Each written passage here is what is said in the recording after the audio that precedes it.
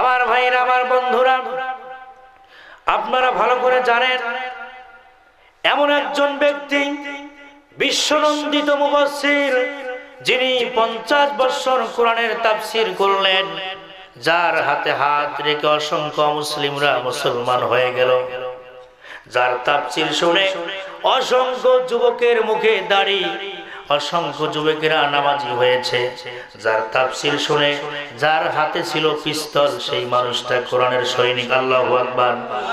যার তাফসীর শুনে মদের বোতল ছেড়ে দিয়েছে, জুয়ার আসর ছেড়ে দিয়েছে, গানের আড্ডা ছেড়ে দিয়েছে, এই মানুষদেরকে আজকে ধর্ষণের মামলা দিয়া জেলখানার মধ্যে বন্দী করে রেখেছে। ঠিক না বেঠিক?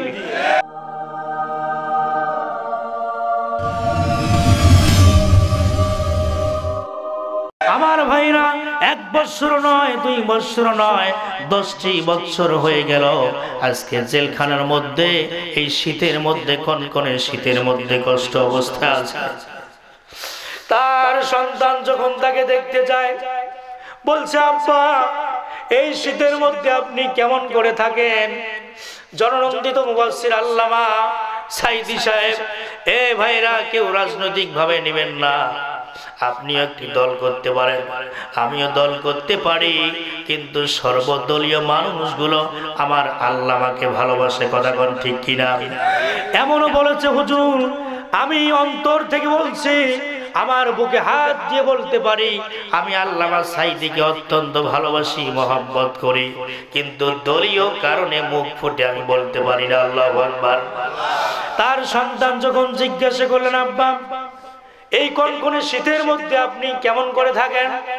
ডাক দিয়ে বলছে, বাবা, তাহাজ্জুদ পড়ার জন্য যখন উঠি, কিন্তু ওজুর পানিগুলো এমন ঠান্ডা যেন বরফ হয়ে গেছে, এই বরফের মতো পানিগুলো দিয়ে ওযু করে যাই নামাজের মধ্যে যখন বসি, সারা রাত্রি ঘুমায় না, বাতাস ঢোকে, এই কনকনে শীতের মধ্যে কষ্ট হয়।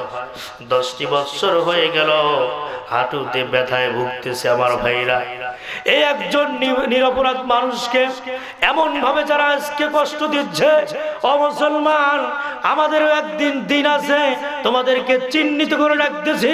এই জমিন যেদিন যেদিন মুখোশ উন্মোচন হয়ে যাবে, যেদিন কোমর ফাঁস হয়ে যাবে, বাংলার জমিন ছেড়ে পালাতে বাধ্য হবে। কথা বলেন ঠিক না বেঠিক? আল্লাহু তাকবীর, আল্লাহু তাকবীর। আমার ভাইরা, এই লোকটার ভালোবাসা, কোরআনের জন্য ভালোবাসা, এমন একজন তাফসীর কারক এই ভূখণ্ডে আর কেউ উপহার দিতে পারবে না। ঠিক না বেঠিক বলেন? এই মানুষটির নামে আজকে ষড়যন্ত্র।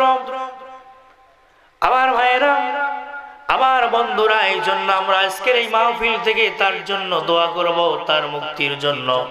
আল্লাহ যেন আবারও তাকে ময়দানে ফিরে কোরআন থেকে তাফসীর করার তৌফিক দান করে। বলেন আমিন। কোটি জনতার কোটি কোটি হাত তোমার কাছে তুলে করে মুনাজাত,